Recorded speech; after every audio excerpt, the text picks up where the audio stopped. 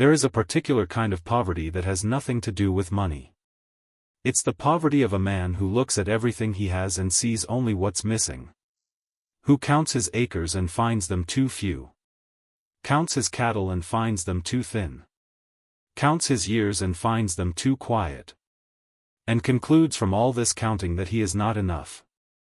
Nathan Cole was that man. He was 34 years old, running a small cattle ranch on the western edge of Millbrook, Wyoming. 300 acres of good land that never quite produced what he needed it to. A barn that had survived 12 winters through stubbornness alone, and a silence in the evenings that he had learned to fill with work, because work, at least, gave him somewhere to put his hands. He was not a bitter man. That's important to understand. He wasn't resentful of what others had. He was simply a man who had decided somewhere along the way that he occupied a particular tier of existence. Decent, honest, hardworking, adequate, and that certain things belonged to other tiers, certain things, certain people. Emily Harper specifically. She lived on the neighboring property, 40 acres, a good house her father had built, a kitchen garden that produced with an abundance Nathan's land never managed. She had been his neighbor for 8 years and his friend for most of them, and she had the particular quality of making hard days feel manageable simply by being present in them. Nathan had been in love with her for approximately 6 of those 8 years. He had not said so. He did not intend to say so. Because Emily Harper deserved more than a man who counted wrong. Or so he believed, right up until the Tuesday morning in September when she crossed a barn floor and told him the truth about what things were worth. 8 years of neighboring looks like this. It looks like fixing each other's fences after the spring floods without being asked and without keeping score. It looks like sharing the cost of a new well when the old one went dry 2 summers ago, working out the water rights over coffee at the kitchen table with no lawyers involved because neither of them could afford lawyers and neither of them needed to. It looks like Emily appearing at Nathan's door with soup when he had the fever that kept him in bed for a week in the winter of 1881. It looks like Nathan spending 3 days on Emily's roof after the hailstorm that took out half her shingles, and both of them pretending these were the ordinary things neighbors did rather than the specific things these two particular neighbors did for each other. It looks like knowing how someone takes their coffee. Knowing which horse they'll reach for on a hard morning. Knowing the sound of their voice when something is wrong, even when the words say everything is fine. Nathan knew all of these things about Emily. He knew she took her coffee strong with no sugar. He knew she always reached for the gray mare when she needed to think. He knew that when she said, "I'm all right," quickly without pause, she was not all right. He also believed, and this is where the counting went wrong, that this kind of knowledge was the kind a friend accumulates, not the kind a man acts on. Emily had options. A merchant from Cheyenne, a ranch owner from the North Valley whose operation was 3 times the size of Nathan's. She had declined them, which Nathan attributed to her being particular, because attributing it to himself would have required him to hope, and hope, in his experience, was expensive. He had learned to be careful with his hope. The winter his father lost the original ranch, the winter Nathan had started over with less land and more debt, 17 years old and suddenly responsible for everything, had taught him that wanting things too directly was a reliable way to lose them. So he had learned to want things quietly, sideways, in the gaps between other things. It was, he had decided, the responsible way to live. He had not examined too closely what it cost. September in Wyoming has a particular quality. The heat of summer breaks, the air turns crisp and clear, and the light goes gold in a way that makes everything look like it belongs in a painting. The mountains, the grass, the old weathered wood of buildings that have stood through enough seasons to have earned their color. Nathan and Emily had a habit of sharing the morning feeding on Tuesdays. Her barn was closer to the shared water trough. His had more storage, practically motivated, but over years it had become simply a Tuesday thing, one of the small anchors of the week. They worked with the comfortable efficiency of people who have done something together long enough to need no instruction. The barn had the smell of hay and horses and old wood that Nathan associated, without having examined the association, with everything that was good about his life. That particular Tuesday, Emily had been quiet in the way he recognized as thinking rather than trouble. He let it be. Then she said, "I heard Arthur Whitmore is coming through next month." Nathan kept working. "Business trip, apparently. He wrote to my father once, before Papa died. He always thought Arthur would be," she stopped. "He thought Arthur was a good prospect." Arthur Whitmore. Nathan knew the name. Cattle Baron, Northern Territories. The kind of man whose operation made Nathan's ranch look like a kitchen garden. He kept his voice level. "Whitmore is a serious man." "He is," Emily said. The morning light came through the barn slats in long gold lines. The horses ate. The hay smelled the way it always smelled. Nathan thought about Arthur Whitmore and his large operation. He thought about 30 years of someone's life unfolding in a house with everything it needed. He thought, not for the first time, but more clearly than usual, about what love actually looked like when it was honest with itself. The least loving thing he could do for Emily Harper, he concluded, was to stand in the way of something better. He believed this completely. He filed it under responsibility. He did not examine what it cost. Margaret Deere had been Emily's closest friend since they were 7 years old and was, as Emily occasionally reminded her, constitutionally incapable of keeping an opinion to herself. On a Wednesday afternoon over tea at Margaret's kitchen table, Margaret said, "You're going to let Arthur Whitmore come here and make an offer, and you're going to consider it seriously, aren't you?" "I'm going to be polite," Emily said. "He was a friend of my father's." "Emily." Margaret set down her cup. "I'm going to say something directly." "I know what you're going to say." "Then I'll just say his name. Nathan Cole." The kitchen was quiet. "He doesn't see it that way," Emily said.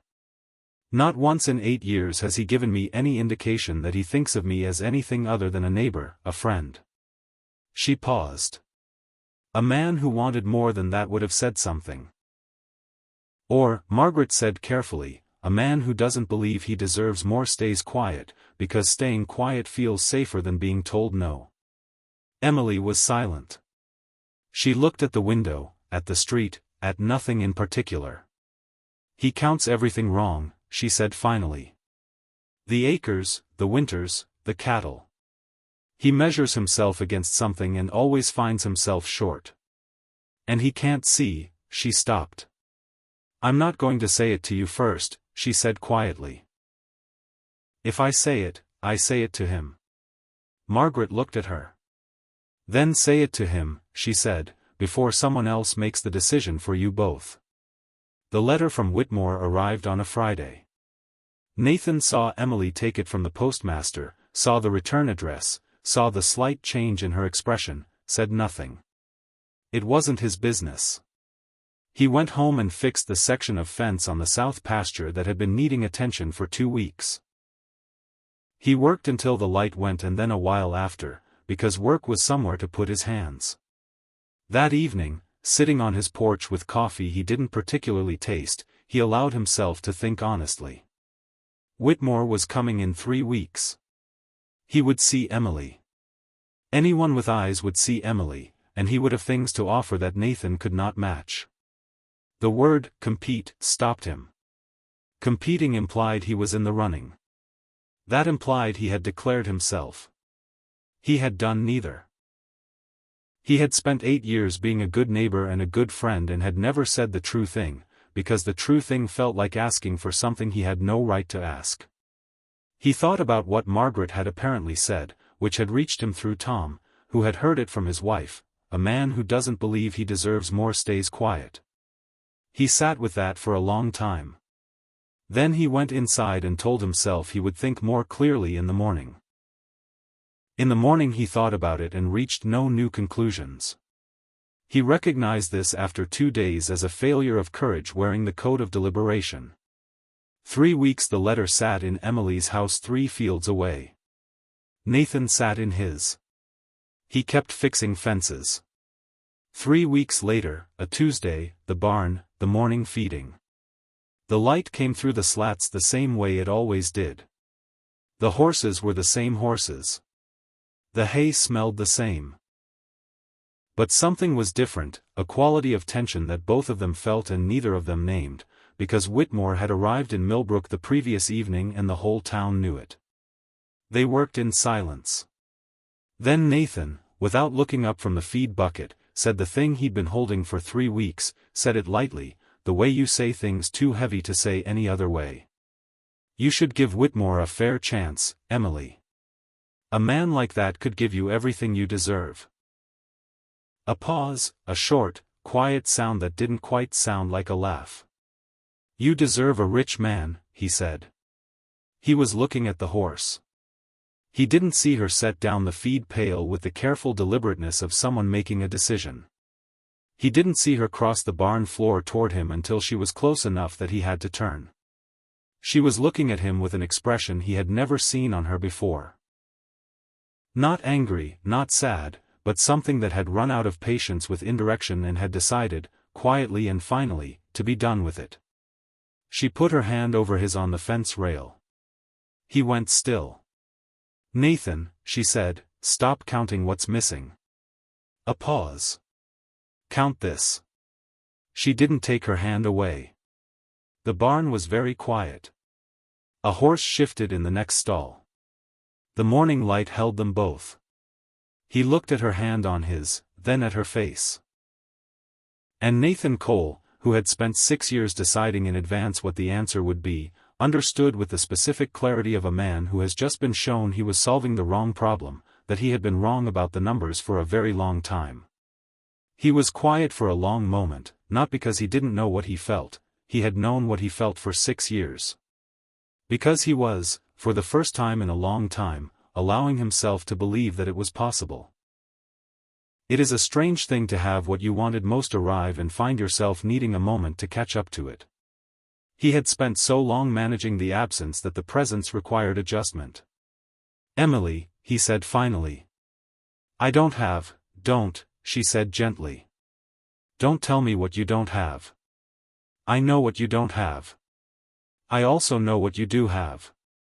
And I have been paying attention for 8 years. And my accounting is different from yours. He looked at her hand still on his. You're going to have to help me with that, he said. The accounting.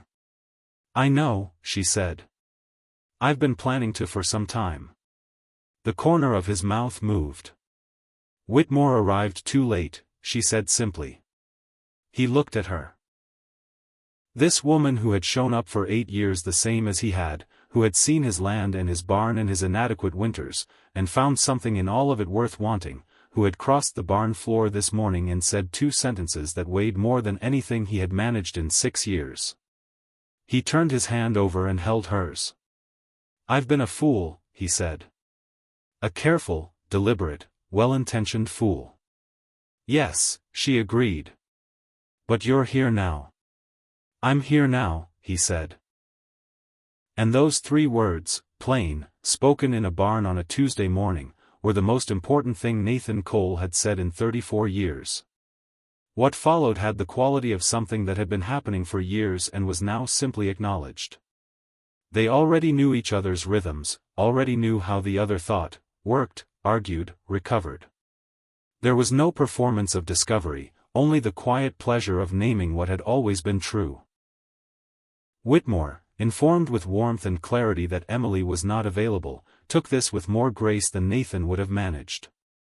He wished her well and departed the following day. Nathan came calling that Sunday, properly, with wildflowers from the North Creek that he had not arranged in any sophisticated way. Emily put them in a jar on the kitchen windowsill. The Tuesdays in the barn continued, different now only in that they talked about the future in the specific way of 2 people who have agreed they will share it. On a November evening on her porch with the first snow coming down soft and quiet over the valley, Emily said, I want to show you something. What? How to count differently. She looked at the barn across the yard.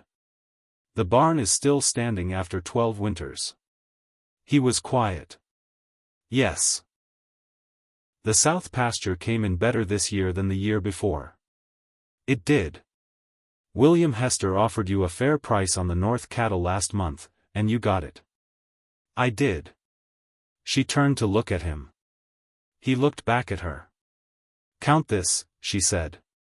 The same 2 words she had said in the barn, but softer now, here in the snow. He counted. He counted the barn still standing and the pasture improving and the evenings on this porch and the hand that had crossed a barn floor toward him 2 months ago.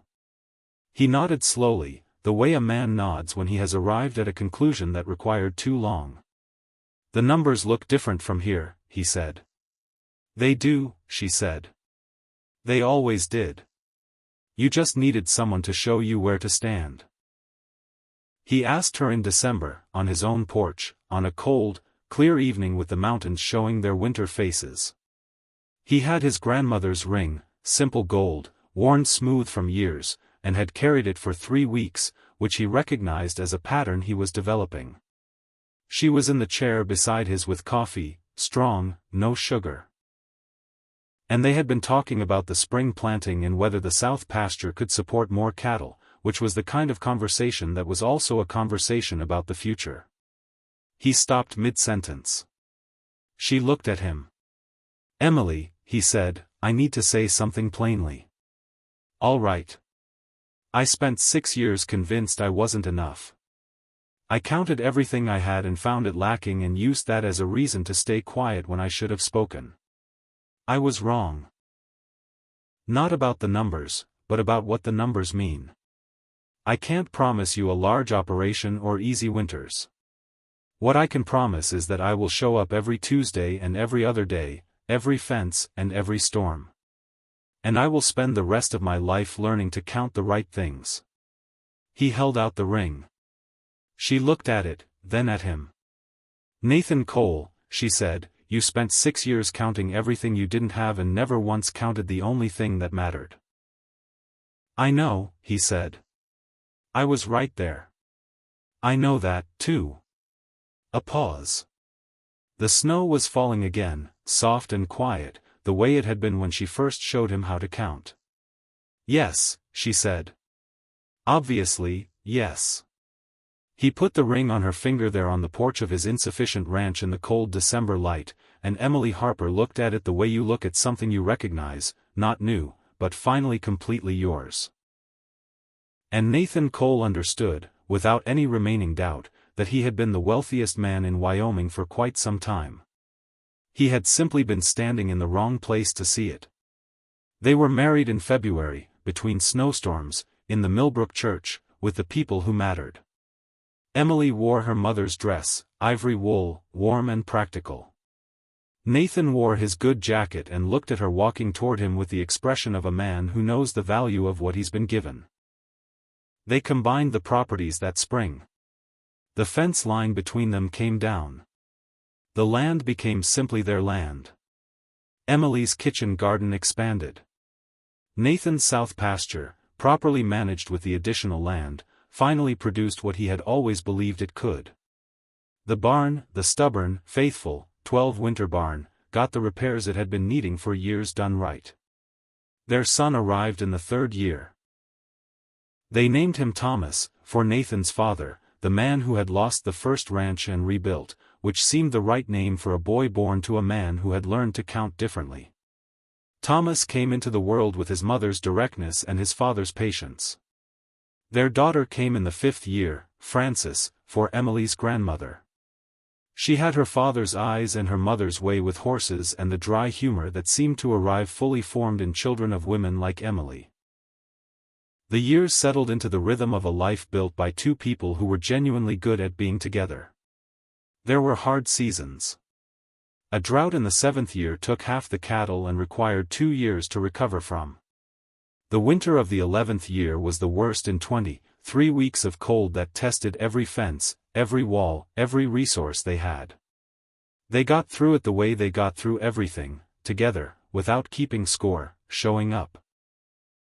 What Nathan had promised on the porch in December held, every Tuesday and every other day, every fence and every storm. On an evening in their 20th year, Nathan sat on the porch and looked at the ranch in the last of the day's light. The barn properly repaired, the south pasture full of good cattle, the house with the east window Emily had added in the 3rd year, so the morning light came through at breakfast. He counted. Thomas at the agricultural college in Cheyenne. Frances with her horses and her humor. The barn still standing. The pasture still improving. The drought survived. The hard winter survived. 20 years survived. Emily came out with her tea and sat beside him. He told her what he'd been counting. She listened. Then he looked at the mountains, those mountains, always there, always faithful, indifferent, and enduring. "I'm the wealthiest man in Wyoming," he said. "Took me long enough to see it." She put her hand over his on the armrest, the same hand, the same gesture, the barn floor and the porch and 20 years all contained in it. "You got there," she said. "That's what matters." He turned his hand over and held hers. The evening light held them both. And Nathan Cole, who had spent too many years counting the wrong things, sat on the porch of the life he had almost talked himself out of, the barn still standing behind him, the mountains enduring before him, the hand of the woman who had shown him where to stand, warm in his, and was grateful past all accounting that he had finally learned to count. Nathan Cole spent 6 years measuring himself against a standard he had invented and finding himself short. Most of us do some version of this. We look at what we have and see the gap between it and what we think we should have, and we let that gap make our decisions. We stay quiet when we should speak. We step back when we should step forward. We call it humility or realism, and sometimes it is. But sometimes, if we're honest, it's just fear in a respectable coat. The real poverty in Nathan's story was never his land or his cattle or his barn that needed fixing. It was the way he counted. Emily saw something different when she looked at his life. She didn't see the gap. She saw a man who showed up, every fence, every storm, every hard Tuesday, without keeping score, without asking for credit, without demanding that anyone acknowledge what he gave. She saw consistency and honesty and the kind of loyalty that doesn't think of itself as doing anything remarkable. It's just doing what needs doing every time. That is worth more than any number of acres. The greatest wealth isn't in what you accumulate. It's in what you build with another person, day by day, winter by winter, Tuesday by Tuesday. It's in the barn still standing after 12 years.